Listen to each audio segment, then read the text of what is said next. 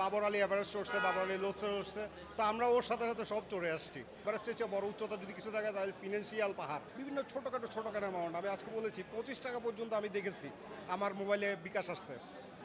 বলছিলাম কি দুর্দান্ত লাগছে আজকে, আসলে অনুভূতিটা ভাষায় প্রকাশ করার মতো না। আপনি যদি বলেন বাবর আলী এভারেস্ট চড়ছে, বাবর আলী লোসে উঠছে, তো আমরা ওর সাথে সাথে সব চড়ে আসছি। আজকে চট্টগ্রামবাসী হিসেবে, আজকে বাংলাদেশবাসী হিসেবে, আজকে একজন ভার্টিক্যাল ডিমার্স হিসেবে, একজন পর্বতারোহী সংগঠক হিসেবে আমাদের জন্য হচ্ছে গর্বিত মুভমেন্ট আর কিছু হতে পারে না মনে হয় আর কি। সো আমরা আশা করবো যে বাবর ভবিষ্যতে আমাদেরকে এভাবে আরও অনেক এনে দিবে, এবং বাবরকে দেখে দেখে অনুপ্রাণিত হয়ে আরও অনেক দারুণ কীর্তি এনে দিবে।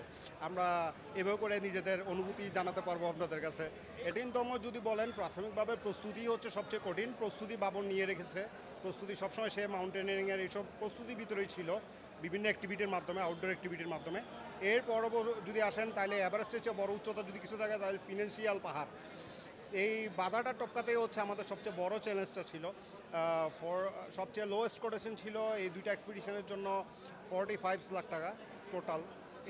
এইটা আমাদের দ্বারা আসলে ম্যানেজ করাটা খুবই টাফ ছিল। আমরা ক্লাবের কেউ এতটা সচ্ছল না যে এটা করে দিতে পারবো। আমরা স্পন্সরের দ্বারা গেলাম, স্পন্সর যখন আসলো না, নিজেদের ভাই ব্রাদাররা এগিয়ে আসলো বিভিন্ন প্রতিষ্ঠান থেকে। এরপর আমরা ক্রাউড ফান্ডিংয়ে গেলাম। ক্রাউড ফান্ডিংয়ের পর বিভিন্ন ছোটোখাটো অ্যামাউন্ট। আমি আজকে বলেছি 25 টাকা পর্যন্ত আমি দেখেছি আমার মোবাইলে বিকাশ আসতে।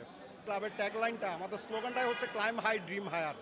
আমরা যতটুকু উপরে উঠি তার চেয়ে উপরে উঠার আরও স্বপ্ন দেখি। আপনারা ইতিমধ্যে বাবর আলী যদি যেটা ফার্স্ট ফেসবুক পোস্ট ছিল এইটাতে যদি দেখেন, তাহলে বাবর ওইখানে বলছে যে আমি আপনাদেরকে আরও বিনিদ্র রজনী উপহার দিতে চাই। সো আমরাও চাই বাবর আলী আমাদেরকে আরও বিনিদ্র রজনী উপহার দেখ। তার একটা প্ল্যান আছে, সে হয়তো বা এটা ফিউচারে বলবে, আমরা যদি পৃষ্ঠপোষকতা পাই হয়তো খুব শীঘ্রই করে ফেলবো।